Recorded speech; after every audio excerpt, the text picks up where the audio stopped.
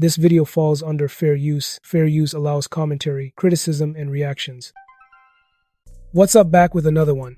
So today we break down a heated discussion about NBA trades and LeBron James. So let's check this clip out. Up.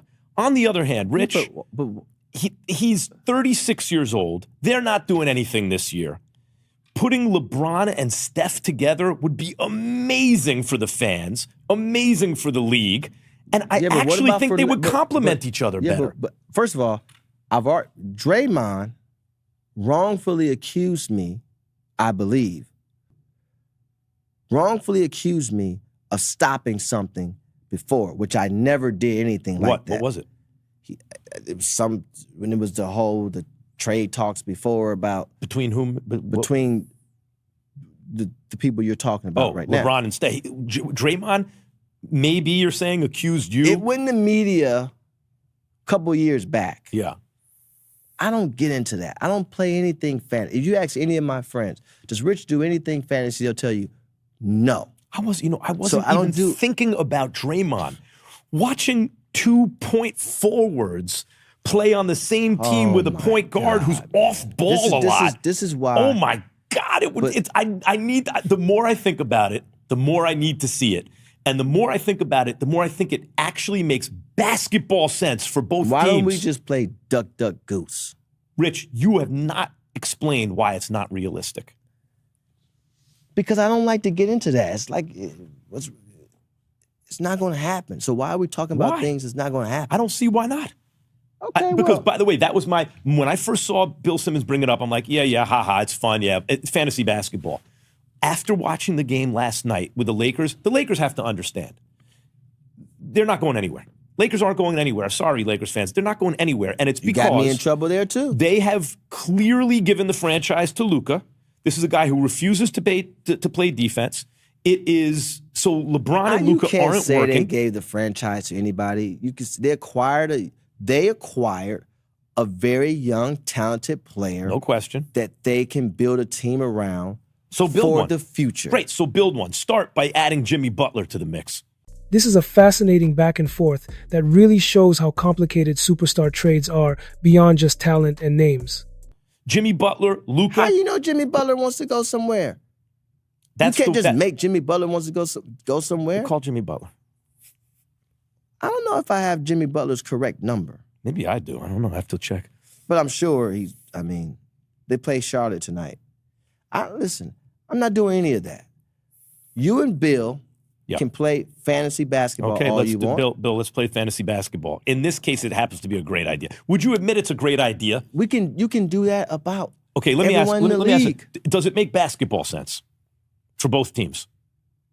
I believe anytime you're placing LeBron James on any team, it makes basketball sense. And does it make basketball sense for Jimmy Butler instead of LeBron to play on the Lakers since he brings defense? I think Jimmy Butler plays basketball the right way to where Jimmy Butler fits on any team. Right now, I like him on the Golden State Warriors. But particularly well on a team that needs defensive help on the perimeter. I'm not starting my 2026 off in a fantasy world. I'll take that as a check. That's two checks, like you said with Ben Simmons. I wrote down what I want my 2026 to be directed towards, and it's not anything fantasy. Who says no to that trade, Golden State or LA? I don't know. I don't own either team. I would say Golden State says, if either says no, I think it would be Golden State, but because Butler's 5 years younger. But, all right, listen, real quick, because we've been going today. College football tonight.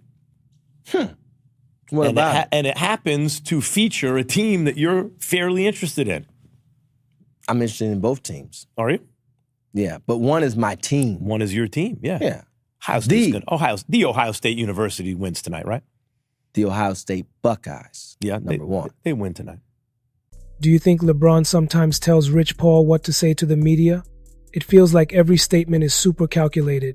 You can't help but think he's shaping the narrative behind the scenes. Okay. And then, we listen, we've been going at it. You have any New Year's resolutions? I don't know about resolutions, but again. Yeah, well, you resolve to be more positive and.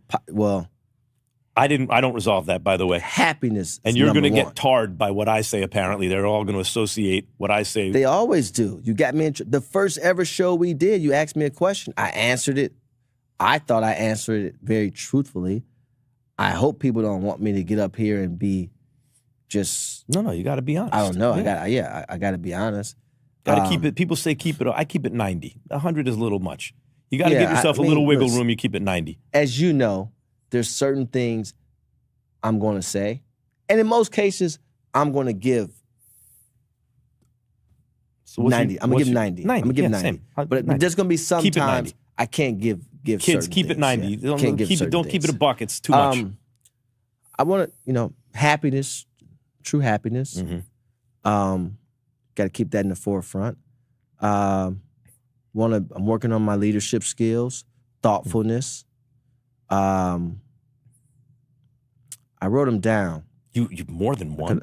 How many? Just do one. Yeah, I'm just saying. Can I tell you my New Year's resolution? I do want to try to travel more for me this year. You're not going to have time to do that. I know. I do want to go to at least. I want to take 2 trips if I can. Mm-hmm. I don't travel that much, contrary to what people may think. I don't travel that much because I just love to work. I don't really. But I need to.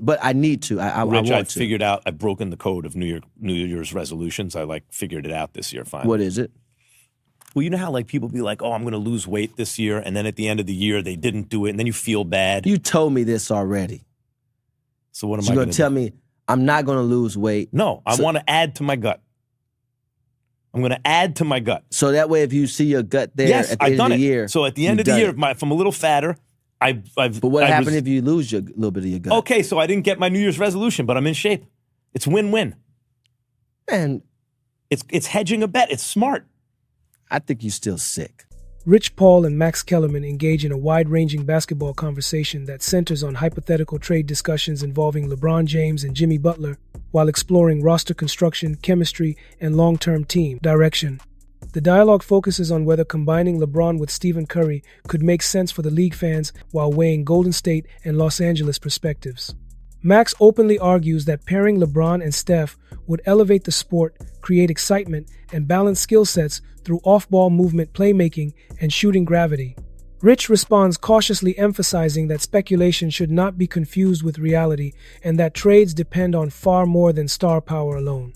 Throughout the exchange, Jimmy Butler is presented as a contrasting piece, a player valued for defense leadership and intensity, who could fit multiple teams depending on goals and timelines. The discussion highlights age durability and remaining prime years as critical factors, while questioning which franchise would decline such a move. Max pushes the idea forward, asking who would say no and framing it as a basketball fit debate rather than rumor reporting. Rich consistently grounds the conversation in organizational responsibility, stressing culture, character, and roster balance on and off the floor. Together, they illustrate how modern basketball talk blends imagination, analysis, and skepticism without confirming any transaction.